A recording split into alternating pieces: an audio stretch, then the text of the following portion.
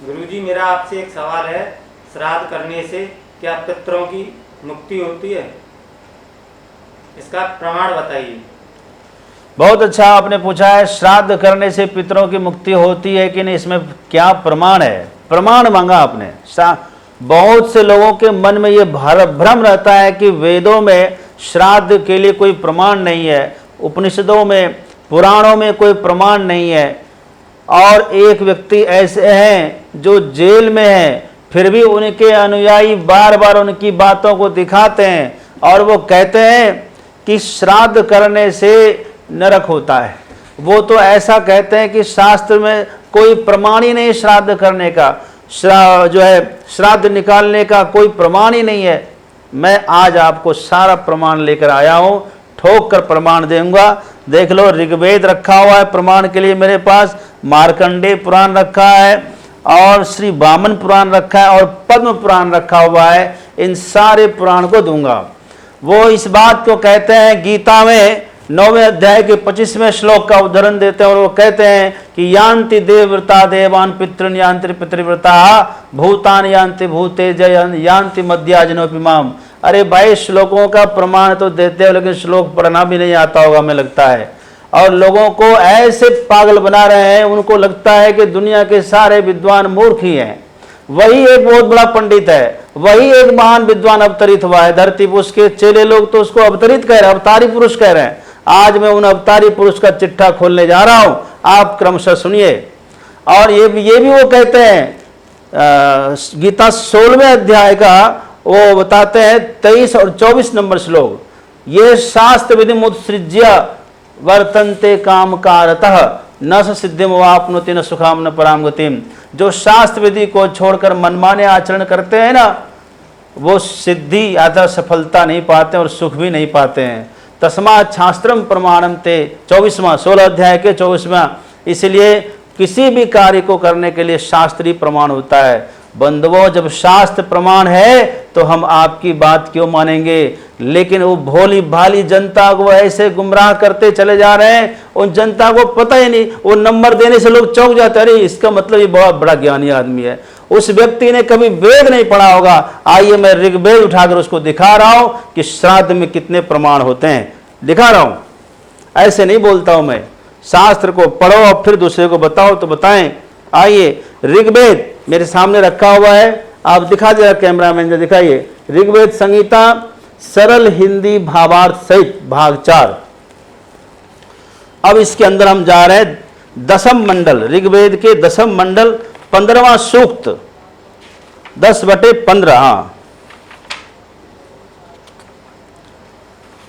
14, 15, 16, 17 4 सूक्तों में यह मैं प्रमाण दे रहा हूं। ऋग्वेद का यह दिखाइए जरा, ऋग्वेद उल्टा करूं, हाँ, ऋग्वेद संहिता भाग 4 सूक्त नंबर 14। ये दशम मंडल का 14 नंबर सूक्त है। और 14 नंबर सूक्त में हम चलते हैं, 1 2 3 4 5 6 7 8। आइए, 14/8 ऋग्वेद 10/14/8। अब आइए, मैं श्लोक पढ़ रहा हूं, आप वहां कैमरा वाले जरा दिखा दें। प्रेहि प्रेहि पथिभिः पूर्वेभिर् यत्रा न पूर्वे पितरः परेयुः उभा राजाना स्वधया मदंता यमं पश्यसि वरुणं च देवम्। अब इसका अर्थ पढ़िए। इसका अर्थ, हे पिता, जिन पुरातन मार्गों से हमारे पूर्वज पितरगण गए हैं उन्हीं से आप भी गमन करें। वहां स्वधारूप अमृतान्न से तृप्त होकर राजा यम और वरुण देवों के दर्शन करें। ये किसको करें? अपने पूर्वजों से कहा जाता है कि हे हमारे पूर्वज, आप भी जो है पितृ मार्ग से यान से जाएं और वहां हम जो स्वधा करके समर्पित करेंगे, सुधा रूप अमृतान्न से आप तृप्त हो जाएं, वरुण देवों के साथ निवास करें। आइए, दूसरा, संगच्छस्व पितृभिः सम यमेन इष्टापूर्तेन परमे व्योमन हित्वा यावन्नं पुनरस्तमेहि सम गच्छस्व तन्वा सुवर्चाः। ये जो है उसका अगला श्लोक। हे पिता, आप उत्तम लोक स्वर्ग में यज्ञ आदि दान पुण्य कर्मों के फलस्वरूप अपने पितरगणों के साथ संयुक्त हो। जब हम अपने पूर्वजों को पितरों में मिलाते हैं, हम जब मृत व्यक्ति को 1 वर्ष के बाद वर्षी में पितरों को मिलाते हैं तो ये मंत्र बोलते हैं, आप उत्तम लोक स्वर्ग में यज्ञ आदि दान पुण्य कर्मों के फलस्वरूप अपने पितरगणों के साथ संयुक्त होइए, मिल जाइए। पाप कर्मों के प्रभाव से मुक्त होकर पुनः घर में प्रविष्ट हो तथा तेजस्वी देव रूप को प्राप्त करें। बंधुओं, पहले एक बात समझ लीजिए, पितर मतलब भूत नहीं होता है। पितर मतलब एक प्रकार के देवता हैं। उसकी योनि घृणित नहीं है, वंदनीय है। हाँ, आइए अब उसके आगे चलिए, उसके आगे मैं बताता हूं। ये मंडल नंबर 10 सूक्त नंबर 15 उसका पहला श्लोक लेते हैं। उदीरतामवर उत्परास उन्मध्यमाः पितरा सौम्यासः असुम यूर विका ऋतज्ञास्ते नोवंतु पितरो हवेशु। हमारे तीनों प्रकार के पितर अर्थात उत्तम, मध्यम और निम्न प्रकार के पितर अनुग्रह पूर्वक इस यज्ञानुष्ठान में उपस्थित हैं। वे पुत्रों की प्राण रक्षा के उद्देश्य से यज्ञ में समर्पित हविषान्न को ग्रहण करें तथा हमारी रक्षा करें। इसका मतलब ये वेद प्रमाण है, आपके लिए प्रमाण नहीं दिख रहा, इस साक्षात ऋग्वेद का प्रमाण दे रहा हूं। अब देखिए इसके बाद इसी 15वें सूक्त का 1 2 3 4 चौथा। बर्हि सदा पितर उत्तर्वागिमा वो हव्या चक्रिमा जुषध्वम त आगता वसा शंत में नाथा नह शम्यो रपो ददात। अर्थात हे पितृगण, हमारे आवाहन पर आप उपस्थित होकर कुश आसन पर प्रतिष्ठित हो। जब श्राद्ध किया जाता है, कुशा का आसन दिया जाता है बैठने के लिए पितरों को, प्रतिष्ठित हो। विभिन्न यज्ञीय पदार्थ आपके लिए प्रस्तुत है। जो हविषान्न होता है, तिल होता है, उड़द होता है, जौ होता है, धान्य होता है, उनको स्वीकार कर आप हमारा हर प्रकार से कल्याण करें, पापों से बचाकर रक्षा करें, ये प्रार्थना होती है। उपहूता पितरा सौम्यासो बर्हिष्येषु निधिषु प्रियेषु त आगमन्तु त श्रुवन्तु अधिब्रुवन्तु ते अवन्तु अस्मान। हे हमारे अपने पितृगणों का यह इस मंत्र से आह्वान करते हैं, हम अपने पितृगणों का आह्वान करते हैं। कुश आसन पर विराजमान होकर प्रस्तुत सोमरस आदि हविषान्न का उपभोग करें, हमारी प्रार्थना को स्वीकार करके प्रसन्न होते हुए हमारी रक्षा करें। अभी इतना ही नहीं, और भी देखिए, हम अग्निदेव से प्रार्थना करते हैं। अग्निस्वात्ताः पितरये गच्छत सद सदः सद सदत सुप्रणीयतः अत्ता हवीषि प्रियतानि बर्हिष्यथा रयि सर्ववीरम दधात न।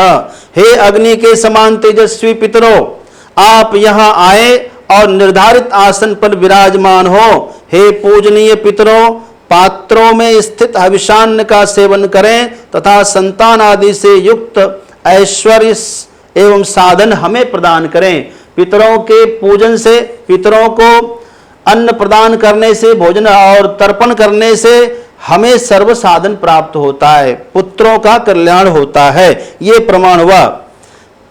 अच्छा, ये देखिए, आप कहते हैं इसी 15वें सूक्त में, ये चेह पितरो ये च नेह यांश्च विद्म याउ च न प्रविद्मः त्वं वेत्थ यति ते जात वेदा स्वधाभिर्यज्ञम सुकृतम जुषस्व। हे सर्वज्ञाता अग्निदेव, यहाँ जो पितरगण उपस्थित हुए हैं, जो हमसे परिचित हैं, जो हमारे आह्वान पर नहीं आ सके हैं, अथवा जो हमसे अपरिचित, जिनका हम नाम नहीं जानते, जिन पूर्वजों के दादा परदादा और उसके ऊपर के जिनके ज्ञात अज्ञात हैं, उन सब के लिए आप उन सभी पितरगणों के संपूर्ण ज्ञाता हैं। अग्निदेव से कहते हैं आप तो ज्ञाता हैं, अतः पितरगण स्वधा युक्त इस श्रेष्ठ यज्ञ को आप स्वीकार करें। इस प्रकार ऋग्वेद का प्रमाण मैंने दिया है। इतना ही नहीं है, यहाँ देखिए कितने प्रमाण रखे हुए हैं। अब हम दूसरे प्रमाण में जाएंगे। ये देखिए, यो अग्नि कव्यवाहन पितृन यक्षादृतावृध प्रेदु हव्यानि वोचति देवेभ्यश्च पितृभ्य। श्राद्ध कर्म के समय समर्पित हव्य को वहन करने वाले अग्निदेव यज्ञ को समृद्धि संपन्न बनाते हैं। वे देवों एवं पितरों तक हमारा हव्य पहुंचाकर उनकी परिचर्या करते हैं। अग्निदेव के माध्यम से पितरों तक पहुंचता है हविषान्न। ये मत समझना कि वह पहुंचता नहीं है। कितना प्रमाण दे, देखिए सूक्त नंबर 17 दशम मंडल के 17 नंबर सूक्त में ये है 1 2 3 4 5 6 7 8वां नंबर। सरस्वती या सरथम ययाथ स्वधाभिर देवी पितृभिर दमयन्ति आसाद्यास्मान बर्हिषि मादयस्वान मीवा ईश आधेयस्मे। हे सरस्वती देवी, आप पितरगणों के साथ सुधायुक्त हविषान्न से संतुष्ट होकर प्रसन्नता पूर्वक एक ही रथ पर गमन करें। इस यज्ञ में श्रेष्ठ आसन पर विराजमान होकर हमें आरोग्यता और अन्न प्रदान करें। तो इस प्रकार ये ऋग्वेद प्रमाण हुआ। अभी मार्कंडेय पुराण, वामन पुराण लीजिए आप, श्री वामन पुराण दिखाइए जरा कैमरामैन। श्री वामन पुराण सचित्र हिंदी अनुवाद सहित ये गीता परिष का है। श्रीमद द्वैपायन मुनि वेद व्यास प्रणीत, श्री वेद व्यास जी द्वारा लिखित है, मूल सहित है। अब हम निकाल रहे हैं इसमें, देखिए वामन पुराण में ये कहते हैं कि पुराण में प्रमाण नहीं है, पुराण में प्रमाण दे रहा हूं। बड़ा सुंदर ये प्रसंग है।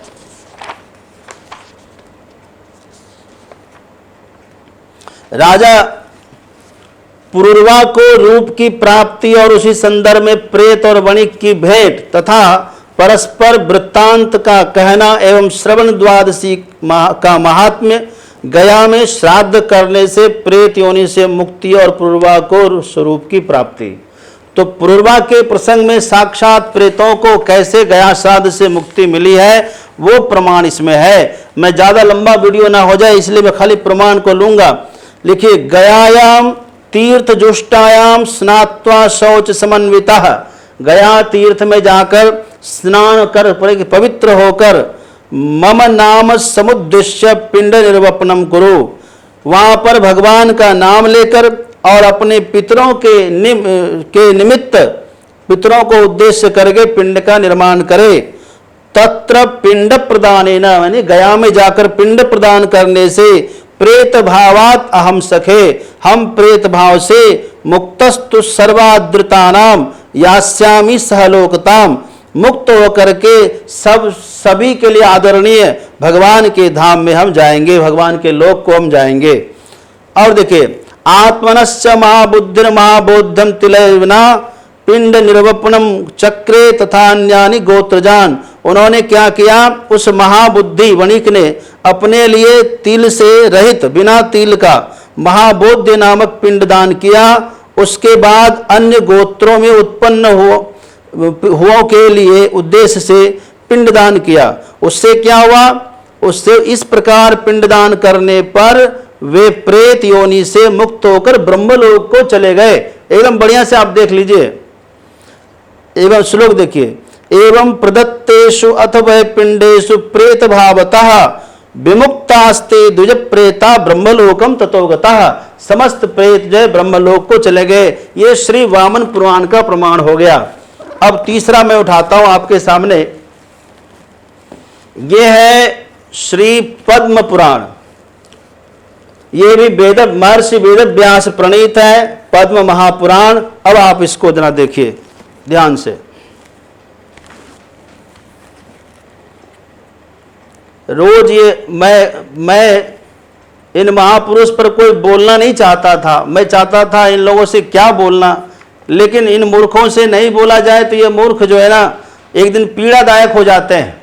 समाज में लोगों को विकलांग बनाते जा रहे। मैं देख रहा हूं इनके नजरों में सारे पढ़ने वाले मूर्ख हैं, सारे ज्ञानी मूर्ख हैं। वारे वारे वारे वारे, बहुत बढ़िया। इसीलिए मुझे कहना पड़ा आज। यहाँ पर ये वामन हमने लिया है, श्री पद्म पुराण लिया है, पद्म पुराण का यह उत्तरखंड है, जरा यहां दिखाइए आप। पद्म पुराण उत्तरखंड, ये पद्म पुराण लिखा हुआ है, ये उत्तरखंड लिखा हुआ है। 59वां अध्याय, युधिष्ठिरवाच। युधिष्ठिर ने भगवान श्री कृष्ण से पूछा है। हाँ, जरा यहां देखिए, ये जो है इंदिरा एकादशी का प्रसंग है। इंदिरा एकादशी जो पितरपक्ष में एकादशी आती है, इसी एकादशी का वर्णन इसमें है। इसी महात्म्य के अंतर्गत मैं आपको बता रहा हूं क्या क्या लिखा हुआ है। इंदिरा एकादशी के वर्णन में आया है कि सतयुग में माहिष्मती नगरी के राजा इंद्रसेन, जो दिखाना इसको, दिख रहा, सतयुग में माहिष्मती नगरी के राजा इंद्रसेन हुए। बड़े यशस्वी और पराक्रमी राजा थे, उदार थे, धर्मात्मा थे। एक दिन देवऋषि नारद जी उनकी सभा में पधारे। नारद जी ने उस सारी बातों को बताते हुए कहा कि एक आश्चर्यमय घटना सुनो। मैं ब्रह्मलोक से यमलोक गया था। देखिए यहाँ, मैं ब्रह्मलोक से यमलोक गया। यमराज ने मेरी भक्ति पूर्वक पूजा की और मैं श्रेष्ठ आसन पर बैठा। वहां धर्मशील तथा सत्यवक्ता पुरुष यमराज की सेवा में थे, अनेक पुण्यों को करने वाले, किंतु व्रत में कमी होने के कारण आपके पिता को मैंने यमराज की सभा में देखा। उन्होंने जो संदेश दिया है उसे आप सुने। हे ब्राह्मण, माहिष्मती के प्रख्यात राजा इंद्रसेन से आप कहेंगे कि उनके पूर्व जन्म में उद्भूत किसी पाप के कारण मैं यमराज के सन्निकट में हूं। यदि मेरा पुत्र ये व्रत है, ये व्रत करे और श्राद्ध करे तो मैं इस यहां से यमलोक से मुक्त होकर स्वर्ग चला जाऊंगा। इन्होंने कहा पितरों की प्रसन्नता के लिए श्राद्ध करना चाहिए, ये मेरे पुत्र को कह देना। यही बात उन्होंने कही। फिर उन्होंने नारद जी से विधि जानी। उस विधि को जानने के बाद उन्होंने इस व्रत को किया। आइए, अर्चित्वा हरिम भक्त्या श्राद्धम कुर्याद यथा विधि। श्री हरि के भक्ति पूर्वक पहले पूजा करें, पूजा करने के बाद श्राद्ध करें। पितृणाम प्रीते श्राद्धम कुर्यात श्रद्धा समन्वितः। पितरों की प्रीति यानी प्रसन्नता के लिए श्राद्धम कुर्यात, श्राद्ध करे श्रद्धा भक्ति समन्वित, श्रद्धा और भक्ति के साथ श्राद्ध करना चाहिए। कैसे किससे करें? लिखा है गोधूम चूर्ण, गेहूं के चूर्ण से श्राद्धम कृतम मेध्यम, सुंदर होता है। यवैर जौ से, व्रीहि मतलब धान से, तिल से, माश यानी उड़द से, इन सब से किसी भी प्रकार से आप श्राद्ध कर सकते हैं। आइए, ब्राह्मणान भोजयेत राजन दक्षिणा भी प्रपूजितान। आदर पूर्वक ब्राह्मण को भोजन कराएं, दक्षिणा प्रदान करें। बंधु दौहित्र पुत्यादि स्वयं भुंजी, तो उसके बाद अपने बंधु बांधवों के साथ भोजन करें। ये मत समझना कि मैं अपने मन से कुछ भी बोल रहा हूं, आप हिंदी भी सबका बढ़िया से पढ़ सकते हैं। लिखा है धूप दीप चंदन आदि से भगवान ऋषिकेश की पूजा करें और गेहूं के चूर्ण से द्वादशी तिथि को, एकादशी का पहले व्रत कर लीजिए और द्वादशी तिथि को गेहूं के चूर्ण से किया जाने वाला श्राद्ध पवित्र होता है। जौ, तिल, व्रीहि है ना, व्रीहि मतलब धान, उड़द, गेहूं, चना से भी श्राद्ध किया जाता है। इस प्रकार से करने के जब उन्होंने राजा ने व्रत किया तो आकाश से पुष्प की वृष्टि हुई। राजा के पिता, यहां देखिए जरा, राजा के पिता गरुड़ पर सवार होकर श्री भगवान के लोक में चले गए। राजा इंद्रसेन ने भी अकंटक राज्य किया, अपने पुत्र को राज प्रदान करके स्वर्ग चले गए, है ना। इस प्रकार जो है आपको मैंने बताया कि श्राद्ध जो है कितना पवित्र चीज है और कितना पितरों को प्रसन्न करने वाली चीज है। आइए, अब आप मार्कंडेय पुराण लीजिए। अभी वो आप वीडियो में देखिएगा, उन्होंने मार्कंडेय पुराण का संदर्भ दिया है और कहा है कि मार्कंडेय पुराण में रुचि नामक एक ऋषि थे और उनकी आधी बात बताई, पूरी बात तो बताई नहीं। रुचि नामक जो ऋषि थे उनका विवाह नहीं हुआ, 40 वर्ष की अवस्था बीत चुकी थी, वो साधु हो गए थे समझो। जब विवाह ही नहीं हुआ और घर में रुचि आनंद इंटरेस्ट नहीं था तो वो साधु बन गए। लेकिन उनकी इस दीन दशा को देखकर उनके पूर्वज प्रकट हुए। पूर्वज उनके भूत नहीं थे, उनके पूर्वजों को चिंता होती है। राजा महाराज ध्रुव जब गलत रास्ते पर चले, गलत रास्ते पे यानी गंधर्वों से युद्ध करने लगे, तो ध्रुव जी के दादाजी सम्राट मनु स्वर्ग से आए और आकर के उनका मार्गदर्शन किया। ये मत समझना आप उसे भूत नहीं होते हैं। आइए, महर्षि वेद व्यास प्रणीतम मार्कंडेय महापुराणम इंदुमती हिंदी व्याख्या विभूषितम भारतीय विद्या संस्थान। आप बढ़िया से देखें, आप दिखा दिया सब। अब मैं अंदर चलता हूं।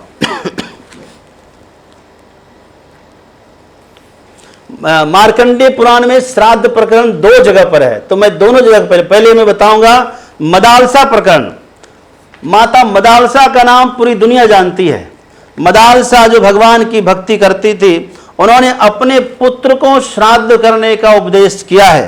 वो कहती है कि पिता, यहां देखिए, ये है मार्कंडेय, दिखा दिया मार्कंडेय पुराण 28वां मतलब 28वां अध्याय, श्राद्ध कल्प वर्णनम, श्राद्ध कल्प का वर्णन है। मदालसा उवाच, मदालसा कह रही है अपने पुत्र अलर्क से, कह रही है बेटा, पिता पितामहश्चैव तथैव प्रपितामह, पिता और पिता के पिता यानी दादा और उनके पिता यानी प्रपितामह परदादा, 3 पिंडों का विधान है।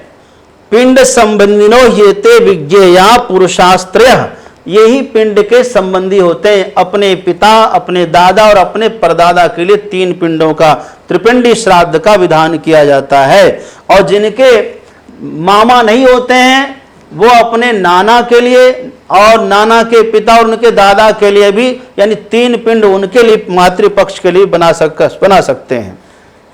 आइए, इसमें सब लिखा है कैसे कैसे करना चाहिए।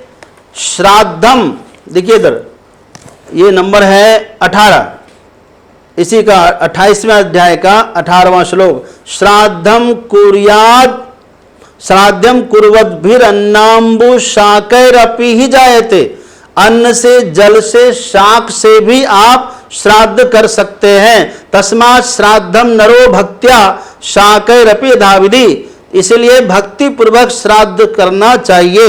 18वें का हिंदी पढ़ा देता हूं, आपको ऐसा लगेगा कि अपने मन से बोल रहे हैं तो आप हिंदी पढ़ लीजिए, है ना। इस प्रकार मृतक के बंधु बांधव श्राद्ध के द्वारा अन्न और जल दान करते हैं, उससे उनके बहुसंख्यक पितृपुरुष तृप्ति लाभ करते हैं। इससे प्रत्येक मनुष्य को भक्ति पूर्वक, इसीलिए प्रत्येक मनुष्य को भक्ति पूर्वक यथा विधि, चाहे शाक पात से ही क्यों न हो, श्राद्ध करना चाहिए। अब तो ये समझ गए, ये मदालसा प्रकरण में उन्होंने अपने पुत्र अलर्क से कहा। अब जो कह रहे थे, अब आइए रुचि महाराज का प्रसंग आपको लेकर मैं सुनाता हूं। इन्होंने आधा प्रसंग बोलकर लोगों को बहला दिया और कह दिया कि नरक में गए। कोई नरक में नहीं गए, सब स्वर्ग में गए। अगली बात तो उन्होंने कहा था कि मैं आपको अपनी बात बताता हूं, अपने काम की बात, जो अपना चाहते हैं वैसी मनमानी व्याख्या कर रहे हैं। आज आप सुनिए, वो कहते हैं कि तस्मात् शास्त्रम प्रमाणम ते, और खुद ही मनमानी बात करते हैं, खुद ही मनमानी व्याख्या बताते हैं। मैं आपको एक एक करके बताऊंगा उनका। चलिए, ये है, शुरू से बताता हूं। ये मार्कंडेय पुराण है, मार्कंडेय पुराण देख लीजिए, श्री मार्कंडेय पुराण, और उसमें अथ 92तमोध्याय, द्विनवति का मतलब होता है 92, द्वि और नवति मतलब 90, 92वां अध्याय है। रुचि रूपाख्यान वर्णनम, मार्कंडेय वाच, मार्कंडेय मुनि कह रहे हैं,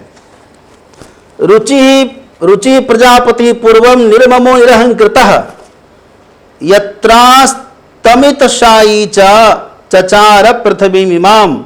कहते हैं रुचि नामक जो प्रजापति पहले हुए, ममता रहित, अहंकार रहित और उदासीन हो गए, भय रहित, और अस्तमित शाही मतलब बहुत कम सोने वाले, और पृथ्वी पर भ्रमण कर रहे थे। उनकी अवस्था बहुत ज्यादा हो गई थी, लेकिन विवाह नहीं हुआ था। विवाह नहीं हुआ था तो मन जो है सोचा भक्ति में लग जाता है, भक्ति में मन लग गया और इधर उधर चल रहे थे।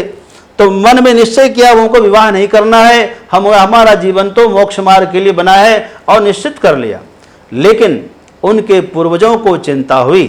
उनके पूर्वज उनके सामने प्रकट होकर बोलने लगे, हे पुत्र, आपने विवाह क्यों नहीं किया? विवाह तो पवित्र कर्म है, पवित्र कर्म करना चाहिए, आपने क्यों नहीं किया?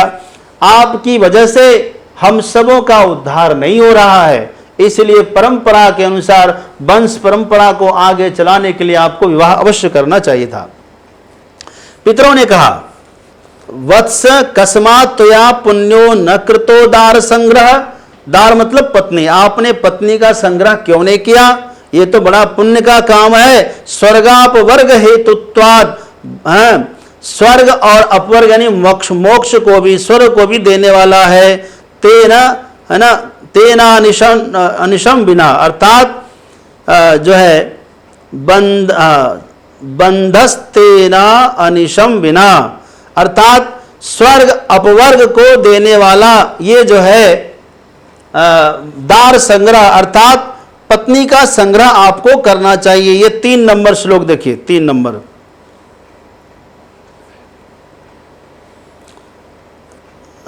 हाँ, पितरों ने कहा, हे पुत्र, हे वत्स, तुम दार परिग्रह विवाह जैसा पवित्र कार्य क्यों नहीं करते? वह स्वर्ग और अपवर्ग का कारण होने से उसमें सभी कुछ संबद्ध है। यावतीव देवता, पितृगण, पूज्यगण, ऋषिगण और अतिथिगण, इन सब का कल्याण होता है। जैसे जब वो स्वाहा कहते हैं तो देवताओं को तृप्ति मिलती है, स्वधा कहते हैं, देखो स्वाहा उच्चारण करके देवताओं की तृप्ति, स्वधा उच्चारण करके पितरों की तृप्ति, अन्नदान और अतिथि गण की ऋण से भी ऋण मुक्ति करते हैं। किंतु तुम गृहस्थ न होकर देवगण, पितृगण और मनुष्य तथा यावतीय प्राणियों के निकट बंधन प्राप्त हो रहे हो। तो पुत्रोत्पादन न करके तथा देवता और पितृगण का संतर्पण न करके अकृत कर्मा होकर मूर्खतावश किस तरह सुगति को पाने की इच्छा करते हो? हे पुत्र, तुम्हें जो जो क्लेश होगा वह हम सब जानते हैं। मृत व्यक्ति के नरभोग की तरह तुम्हें दूसरे जन्म में विभिन्न क्लेश होंगे। उनके पितरों ने बताया। तो रुचि ने कहा, यद्यपि यह तो दुख का कारण है। बोले हाँ, ये दुख का कारण तो है, लेकिन दुख से भागना नहीं चाहिए मनुष्य को। समझदार व्यक्ति वो होते हैं वो जो अपने किले में रह करके युद्ध करते हैं। अपने किले में रहकर युद्ध करने पर कम सैनिक और कम साधन होने के बाद भी सफलता हासिल हो जाती है, लेकिन संग्राम में जाकर युद्ध करना तो पूरी तैयारी चाहिए। इसलिए पुत्र, तुम पहले दार संग्रह करो और परंपरा से तुम मोक्ष को प्राप्त करो, हमें भी मुक्त करो, ये तुम्हारा कर्तव्य है। आइए, उसके बाद उन्होंने पितरों की बात को मान लिया और मान करके पितरों ने आखिरी में कहा, तस्माद वत्स कुरुष्वत्वम विधिवत दार संग्रहम माम जन्म विफलम तेस्तु असंप्रापितो लौकिकम। हे पुत्र, तुम्हारा जन्म व्यर्थ ना हो, इसलिए तुम तस्मात् त्वं वत्स कुरुष्व विधिवत तुम जो है दार संग्रह करो। दार यानी पत्नी का संग्रह करो, विवाह करो। ऐसा कहने पर उसने कहा, वृद्धो हम सांप्रतम को मे पितरा संप्रदास्यति। हे पितृगण, मैं इस समय वृद्ध हो चला हूं, मेरी अवस्था देख लीजिए, आधा वय समाप्त हो गया है, तो कौन मुझे अपनी कन्या देगा? मुझसे विवाह कौन करेगा? भार्याम तथा दरिद्रस्य दुष्करो दार संग्रह, और इसके लिए धन का संग्रह करना पड़ेगा, और दार संग्रह विवाह करना बड़ा कठिन काम है। इस प्रकार पितरों ने फिर कहा कि इस तरह से तुम भयभीत ना हो, तुम यहीं पर रहो, थोड़े सा प्रयत्न करो। नूनम भावी भवित्री च नाभिनंदसी नो वचः। नूनम, अवश्य ही तुम्हें पत्नी मिलेगी, ये मेरा आशीर्वाद है, थोड़ा प्रयत्न करो। तब उन्होंने, रुचि ने क्या किया? पत्नी की प्राप्ति के लिए उन्होंने साधना की, और साधना करके ब्रह्मा जी को प्रसन्न किया, और ब्रह्मा जी ने आशीर्वाद दिया। उसके बाद ब्रह्मा जी के आशीर्वाद से उनको सफलता मिली और उनका विवाह हुआ।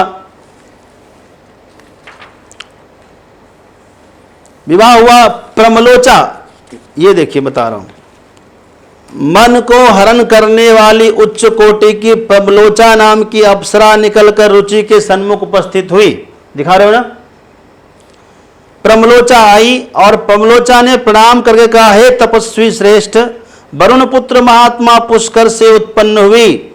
महात्मा पुष्कर से उत्पन्न, प्रमलोचा का विवाह महात्मा पुष्कर से हुआ था। अत्यंत सुंदरी मेरी एक कन्या है, मैं उस वर वर्णिनी को दान करती हूं, आप उसको पत्नी रूप में ग्रहण कीजिए। उसके गर्भ से तुम्हें जो पुत्र होगा वह मनुपद को प्राप्त करेगा। बंधुओं, उन पितरों का उद्देश्य केवल विवाह करवाना नहीं था। वो पितर जानते थे कि यदि मेरा पुत्र रुचि विवाह करेगा तो इनके गर्भ से जो संतान होगी वह मनवंतर का अधिपति होगा, मनवंतर का सम्राट होगा। तो आगे रौच नामक मनवंतर चला, उस मनवंतर का अधिपति उनके रुचि के पुत्र हुए। ऐसा कहा करके उन्होंने विधिवत विवाह किया। उनकी पुत्री का नाम था मालिनी। मालिनी नाम की अपनी कन्या को ले आई। मुनिवर रुचि ने उसी नदी के पुलिन में अनेक महामुनियों को बुलाकर यथाविधि मालिनी का पानी ग्रहण किया। समय पाकर उसी के गर्भ से महात्मा रुचि के महावीरशाली और बुद्धिमान पुत्र उत्पन्न हुआ, जो रुचि नाम के अनुसार रौच नाम से जगत में विख्यात हुआ। उसके मनवंतर में जो देवता, सप्तर्षि और मनुपुत्र राज्यगण हुए, उनकी कथा मैं भलीभांति सुना चुका हूं। तो इस प्रकार से यह जो है यह प्रसंग ये बता रहा है कि रौच नामक मनवंतर का अधिपति पुत्र को उत्पन्न करना उद्देश्य था। इसलिए अपने पुत्रों को, उन पूर्वजों ने अपनी चिंता व्यक्त की, हे पुत्र तुम विवाह करो। ऋग्वेद के बाद अथर्ववेद में भी प्रमाण आपको मैं देता हूं। यह अथर्ववेद में 18:2-49 कांड है, दूसरा अध्याय 49वां मंत्र है। अब आइए दूसरा सूक्त का 49वां, 18वां कांड, दूसरा सूक्त 49वां मंत्र है। ये नम पितुः पितरो ये पितामहा य आविविशुर रुन्वंतरिक्षम य आक्षयन्ति पितरीम पृथ्वीम उत द्याम तेभ्य पितृभ्यो नमसा विधेम। अर्थात हमारे पिता के जन्मदाता पितर यानी दादा, पितामह के जन्मदाता पितर यानी परदादा, वे पितर जो विशाल अंतरिक्ष में प्रविष्ट हुए हैं तथा जो पितर स्वर्ग अथवा पृथ्वी पर निवास करते हैं, हम इन सभी लोकों में निवास करने वाले पितरों को नमस्कार के द्वारा पूजन करते हैं। कौन कहता है कि वेद में प्रमाण नहीं है? दूसरा अथर्ववेद का ही दे रहा हूं प्रमाण। अथर्ववेद कांड 18 और सूक्त नंबर 4 और श्लोक नंबर मंत्र नंबर 63। आइए पितरों का सत्कार का उपदेश सुनिए। परायात पितरा सौम्यासा गंभीरे पथिभिः पूयाने अथ मासी पुनः आयात पुनः गृहान हविः अत्तुम सुप्रजसः सुवीराः। अर्थात हे पितरों, हे पिता आदि मान्यो, प्रिय दर्शन, तुम गंभीर अर्थात शांत पूर्ण नगरों को जाने वाले मार्गों से प्रधानता के साथ चलो और पुनः अवश्य मासी यानी महीने महीने, मासी मासी महीने महीने सुप्रजसा उत्तम प्रजाओं वाले और सुवीरा उत्तम वीरों वाले तुम न यानी हमारे घरों में भोजन खाने के लिए आओ। अर्थात हर एक महीने की अमावस्या को श्राद्ध करने का नियम है। आपको मालूम होना चाहिए हम लोगों का एक महीना पितरों का एक दिन होता है। यदि हम प्रत्येक महीने की अमावस्या को पितरों के लिए भोजन देते हैं, अन्न निकालते हैं, तो पितरों को वहां रोज प्राप्त होता है। एक महीने का वहां एक दिन होता है। हर अमावस्या को पितृ श्राद्ध करने का नियम है और वर्ष में भी करने का नियम है। जो व्यक्ति प्रत्येक महीना नहीं कर पाता है वो वर्ष में एक बार करता है, पितरों को प्रसन्न करने के लिए। ऐसा नहीं है कि आपके खिलाने से वो खाएंगे, वो अपने पुण्य से खाएंगे, उनका जो यहाँ उन्होंने धर्म कर्म किया है इस दुनिया में वही अब उनको मिलता है। लेकिन आप जब उनके निमित्त श्रद्धा पूर्वक कुछ करते हैं तो उनको तृप्ति मिलती है, कुछ नहीं मिलता, तृप्ति, प्रसन्नता और उनका आशीर्वाद आपको प्राप्त होता है। अब आप देखिए वाल्मीकि रामायण, आप कहेंगे क्या क्या प्रमाण आप दे रहे हैं। वाल्मीकि रामायण में भगवान श्री राम श्राद्ध करते हैं। यह वाल्मीकि रामायण में 103 नामक सर्ग और 30वां श्लोक है जो आप देख सकते हैं। ये तो मैंने हाथ से लिख लिया है, आप किताब उठा के देख लेना। 103 नंबर सर्ग है, सर्ग नंबर 103 श्लोक नंबर 30। आइए क्या श्लोक है देखिए।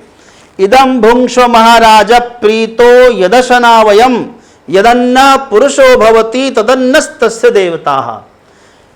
अपने पूज्य पिताजी को तर्पण करते हुए, श्राद्ध करते हुए कह रहे हैं, हे पूज्य पिताजी, मैं इस वन में हूं और बीहड़ वन में श्राद्ध के लिए उपयुक्त अन्न नहीं मिल रहा है, जो मेरे पास है मैं इसी से आपका तर्पण कर रहा हूं, आप इसे स्वीकार करिए। ये कहते हैं, हे महाराज, इसे खाने की कृपा करें जिसे हम खाते हैं, क्योंकि जो मनुष्य खाते हैं उसे उसके देवता भी खाते हैं।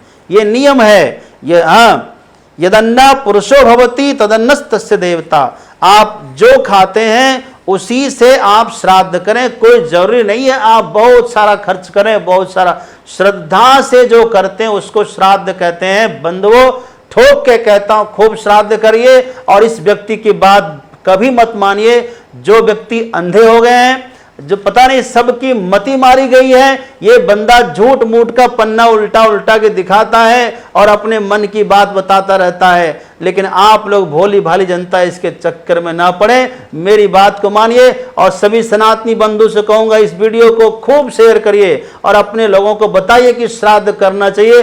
ठोक के प्रमाण दिया हो, और कोई संशय हो तो फिर पूछना, मैं फिर प्रमाण दूंगा। बहुत बहुत शुभकामना आप सबके लिए।